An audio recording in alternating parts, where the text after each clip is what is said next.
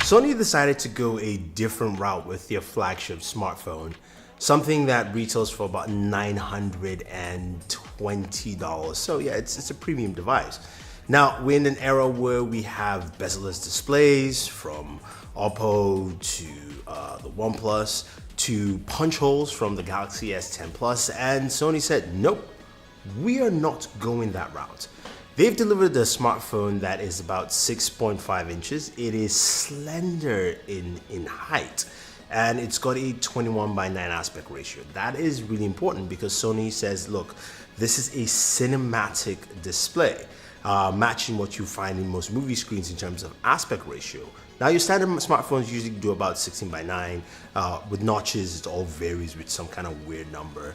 And Sony also says this is a 4K display, though this the proper dimensions are 3840 by 1640, while we know 4K is by 2160. That being said, though, this does support HDR, Rec 2020, so you've got all those capabilities in there. And I have to tell you, this display really does shine. Looking at content, looking at stuff on the display, it's truly amazing. Images look really good. The wallpapers just stand out. One Punch Man. We have the link for you guys down below. If you want to pick up that wallpaper, go ahead and use it. But images stand out. Videos look really crisp. When you're on Netflix, you're browsing, and you jump into, say, like Avengers Infinity War, and you see how lovely and sharp it is in cinema mode. Now, you know, certain apps will perform a certain way. Netflix does support HDR as well, so some of the movies they have in HDR showcase really well. But whether you're watching Netflix or you're watching YouTube videos, those videos look good, and that aspect ratio really does look nice for content. I've got to say, it looks really good, and it does well. As I mentioned, there is it's a cinema display, and this is cinema mode, which you can go into the display settings to switch. And of course, when you're in cinema mode, that may use more battery life, but in case of battery life with this, I haven't noticed any hits whatsoever. So I do like what I see from it. It's lovely, it's sharp, it's vibrant, and I like that aspect of that here. Now, combined with that, of course, you've got Dolby Atmos built into it, and then you do have stereo speakers, plus that new vibration mode they announced earlier this year, which gives a little bit more oomph when you're watching those Avengers movies, or action movies in a sense. And it comes out really nice. It's lovely. Now, the title of this video says, Xperia 1, love-hate relationship. And it really feels like that way with this device. There's so many things I do love, and there's so many things Sony has done well. The display is one of them, and we go into the fact that it's powered by Snapdragon 855. It's got 6 gigs of RAM, and some may say, I needed more, and for the pricing, I would say so. But it performs really well. Now, 128 gigabytes of storage.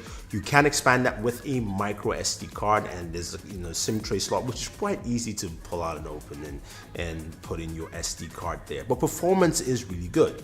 We did some gaming on here. You can go check out that specific video, checking out gaming on the device that has, of course, a 21:9 aspect ratio and 4K. Now, your games do not run at 4K because most games are capped at 1080p, but they still look really good, and performance on here was very, very nice, and it ran really cool.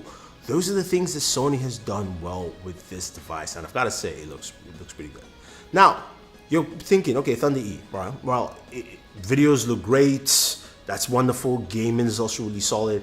How about usability? It's a long device, and that's where some of the things come to bear.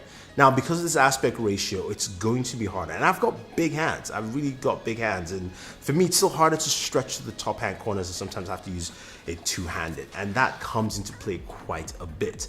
The other thing too is the button positioning. You've got the volume button, the fingerprint sensor, the power button, and a camera button all on the right-hand side, which is all nice and dandy being on one side. I do like it for a device this size. Now, I do wish the fingerprint sensor and the power button were both the same and not two separate buttons, like the Galaxy S10e. I think that would have just made it much easier to power on the device, turn on, toggle, those kind of things. But the fingerprint sensor is quite effective on its own.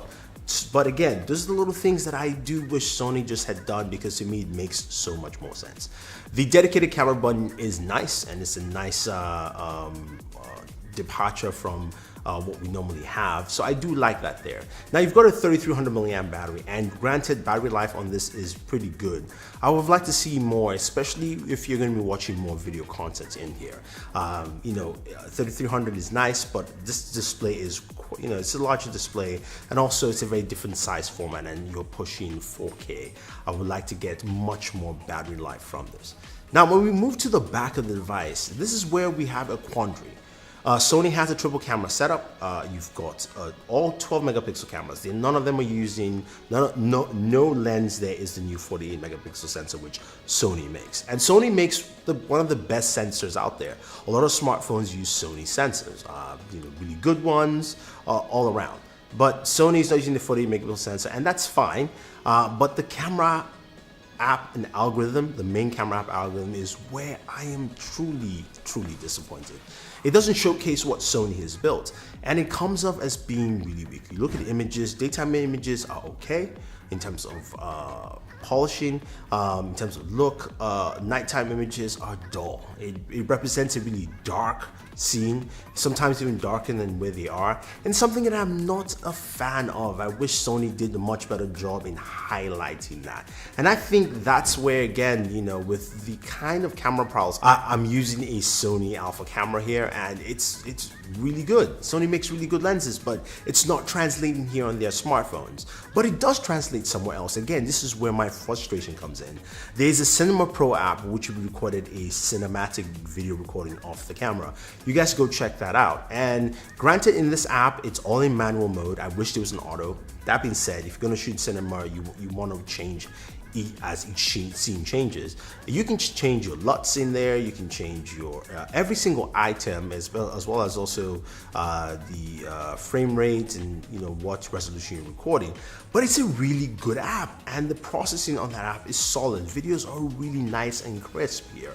And I'm wondering why Sony just didn't use this app as a basis for its main camera app. It feels like a disconnect. It feels like maybe this was made by the Alpha team because it's an Alpha cinema camera app, and that was just made by the mobile team. And I think that's where I find a huge disconnect with this device. That kind of brings it down to me in certain aspects. Other things like the fact that it doesn't have wireless charging. I'm not saying wireless charging is needed, but at this price point, I think it's always best to stack in more and more. It does have fast charging, but it's a really standard affair here. There is no headphone jack as well, so people like me who like headphone jacks, well, you're out of luck here. I think with the Xperia 1, as I grab it and I put it in my hands here, this is a device that I think has a lot of promise. The display is lovely. Look at that. Just looking at One Punch Man here looks really good. It's fantastic. They've done a good job here. They've done a good job with the sizing. There's so many things they've done well here that I really truly commend Sony on. But I wish they actually took time on other things. Photography is really important. Front-facing camera, rear cameras. People care about that because this is the main camera they own nowadays. And not putting the time in that main camera app really is disappointing, especially when they did a really good job on the Cinema Pro app, which kind of gets me confused. And I think that's something that a lot of people are gonna find daunting. So if you're consuming content, the Xperia 1 is great. The screen layout is fantastic. It allows you to soak it in, watching those movies, watching YouTube videos. It's breathtaking. Audio from this is really good. Very good battery life all around, and very good gaming performance. Yes, I am terrible at PUBG and most mobile shooters, but you get a good idea of what this phone can deliver and what Sony was trying to do. I think there's some things missing with the camera, and hopefully they can grind that out.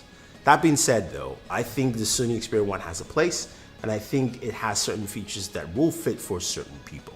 And hopefully that helps you out in this video. So guys, if you have any questions or any comments, let me know. As I mentioned earlier, if you want to pick up any of the wallpapers we use, we have the links for you in the description.